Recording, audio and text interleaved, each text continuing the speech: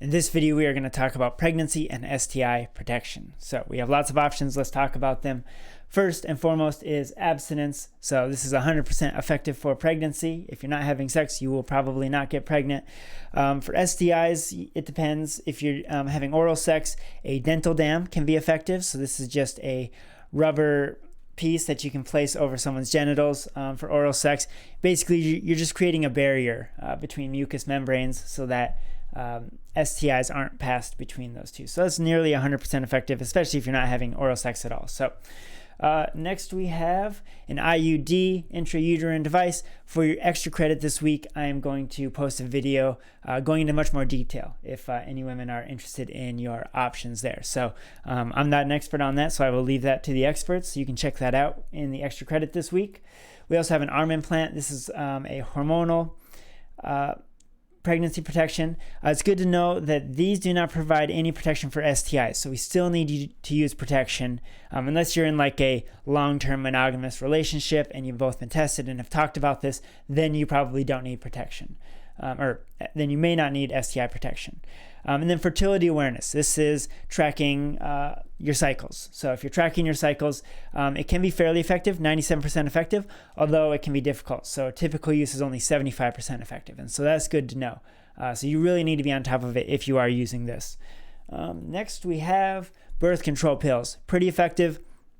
People don't use them appropriately, right? You might forget to take a pill. So typical use is 91% effective. Again, no protection for STIs. Then we have the male condom. So you just watched that video of the guy explaining how to put on a condom with a sock. So when he says squeeze the tip to make room for your toes, this is basically making room for semen, right? Because sometimes the condom can break if you don't pinch the tip. So when you're putting a condom on, you need to make sure you pinch the tip, and then you're going to roll the condom down, and then when you pull out, you want to make sure you hold on to the base. People sometimes don't like to wear condoms, or we also have female condoms here, which I'll show you there, because they do decrease sensitivity. Again, if you don't want to wear one, the best advice is to be in a somewhat monogamous relationship so that you have had a history with your partner, you've been around for a while, maybe you've been tested for STIs, so you know there isn't a risk there.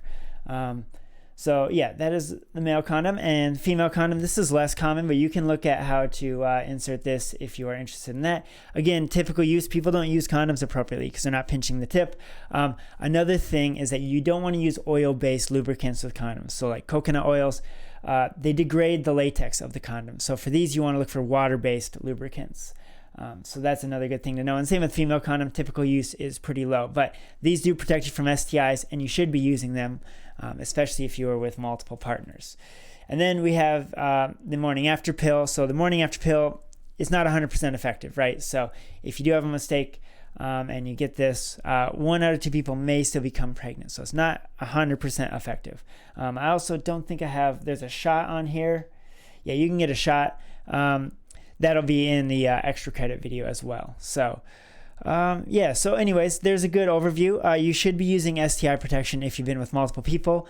If you don't want to use that, then I would say, make sure you haven't been with somebody, or you have been with a person for 8 months, because that is those incubation periods, and maybe you've been tested, or maybe you aren't showing symptoms, so that you can have responsible, safe sex without the risk of passing on STIs. All right, real quick, hopefully for this video, let me know what you think on Blackboard, and I will see you in the next video.